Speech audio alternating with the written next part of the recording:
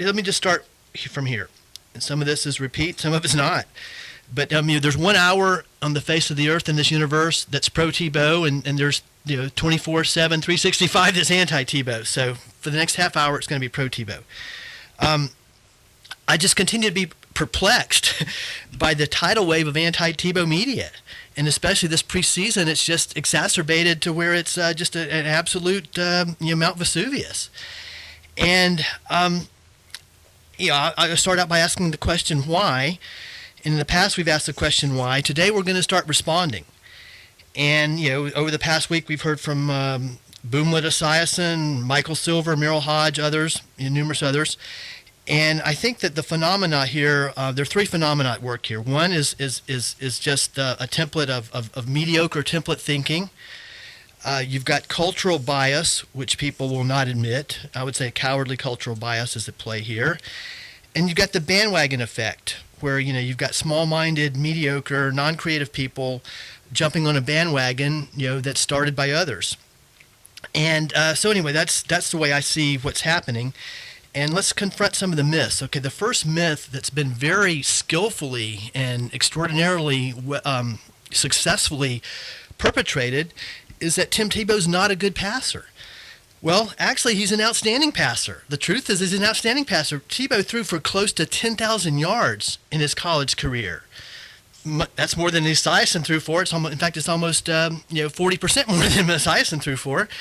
It's more than Bradford. It's more than McCoy, Clausen, and it's more than Dan Marino threw for yards in his college career. Okay, Dan Marino, who started for 4 years and played in a drop-back passing offense. Tebow had more yards passing in his career than Dan Marino did. So it's also Tim Tebow also has the highest passer rating in the history of the Southeastern Conference and the third highest passer rating in the history of the NCAA. That's not somebody who can't throw the ball. That's not somebody who's not accurate. In fact, in 2008, he only had 2 interceptions in the first 13 games against 28 touchdown passes. 28-2, that ratio, that's accuracy. Okay, so he's got a strong arm. He's not just a good passer, he's a great passer. But that myth has been very successfully perpetrated for some reason out there. Is it purely ignorance, or is something else at play? I don't know. I'll ask you. I've got my thoughts on that. The other point, too, is that we hear that, well, Tebow can't run in the NFL. His style won't translate to the National Football League. We also hear the same exact people talking about, wow, what a great runner Cam Newton is, and Cam Newton has to be the number one pick because he adds that other dimension of running ability. And, boy, what a great quarterback Mike Vick is. He's revolutionizing the quarterback position with his running ability. Well, Tebow can. Oh no, Tebow. He can't. You don't want Tebow running. He'll get hurt. He'll get hurt. He runs the ball too much. Tebow runs the ball too much. So I don't know. I'm a little perplexed by those takes. I wonder why is it okay for Newton to run the ball? Why does running the ball enhance Cam Newton's potential as a prospect, and why does it diminish Tim Tebow's? Why does Mike Vick's running ability make him one of the great quarterbacks, but Tim Tebow shouldn't even get a chance because he runs the ball too much? And we'll get into that more a little bit later. And finally, I just want to say what Tim Tebow can do. We hear a lot about what Tim Tebow can't do. Let me tell you what Tim Tebow can do. He can beat you passing. Like I say, he had almost 10,000 yards passing in college. For instance, let's just use it for instance. Boomlet Esiason had a little over 4,000 yards during his career. and so Boomlet Esiason wants to tell Tim Tebow he can't make it. Or 6,000 yards. And Boomlet Esiason had about 42 passing touchdowns in his career. Tebow had 88. And so the guy with the 42 touchdowns wants to tell the guy with the 88 touchdowns he can't make it. Okay? Tebow can beat you with big plays, both passing and running, as he's demonstrated in the 3 games he started last year.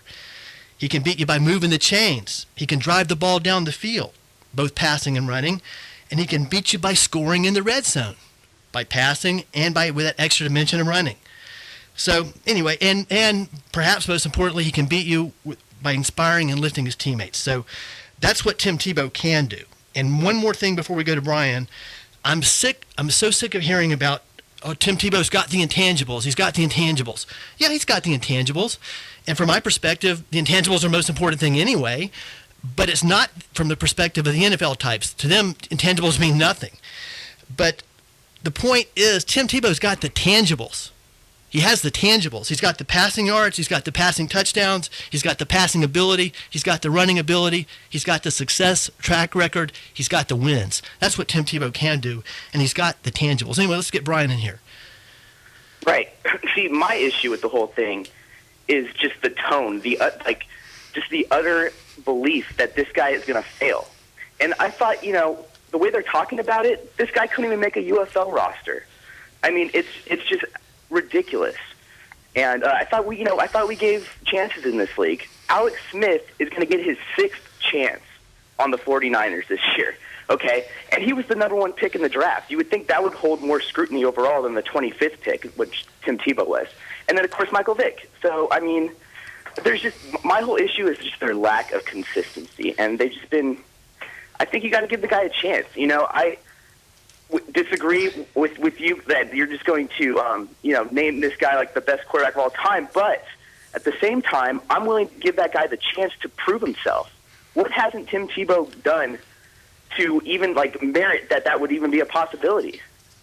It's a several great points, Brian. Let me respond to them. First of all, one point that I did not make, the opportunities that he's gotten, he's performed outstandingly well. Sure. I mean, on the field. The 3 games on the field last year, in one game, he did something that only 2 quarterbacks in the history of the National Football League have ever done, have in the same game a 40-yard run for a touchdown and a 30-yard pass for a touchdown. To me, that's not a negative. That's a positive.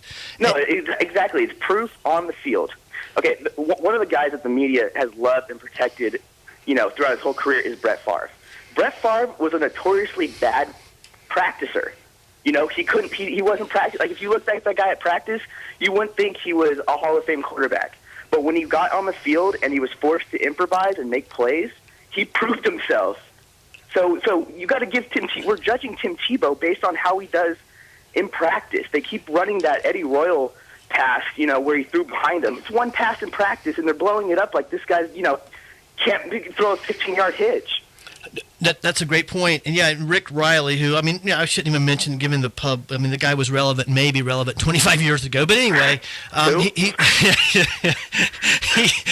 and I get much too worked up over this. So, that's, sure. I consume way too much sports media, which is another problem. But anyway, wrote a whole column on, I believe it was on it was on ESPN.com, about a scrimmage where Tebow, according to him, supposedly, and I don't even really believe it, but assuming that he was truthful, how poorly Tebow performed at the scrimmage.